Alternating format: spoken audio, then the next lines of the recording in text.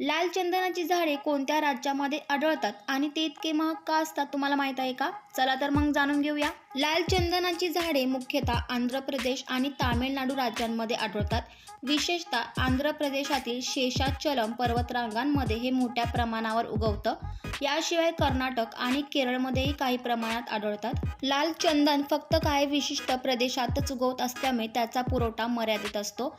या झाडाला वाढवून परिपक्व होण्यासाठी 20 ते 25 वर्ष लागतात. त्यामुळे याचे उत्पादन कमी प्रमाणात होते. आयुर्वेदिक औषधांमध्ये आणि महागड्या सौंदर्य प्रसाधनांमध्ये लाल चंदनाचा उपयोग होतो. याचा लालसर रंग आणि उत्तम टिकाऊपणा यामुळे फर्निचर आणि कोरीव कामांसाठी याला मोठी मागणी असते. चीन, जपान आणि मध्य पूर्व देशांमध्ये याची मागणी मोठी आहे, विशेषतः संगीत वाद्ये आणि हस्तकला वस्तू बनवण्यासाठी. लाल चंदनावर अनेक राज्यांमध्ये सरकारचे नियंत्रण आहे आणि त्यामुळे तो बेकायदेशीर तस्करीच्या बाजारात जास्त महाग विकला जातो.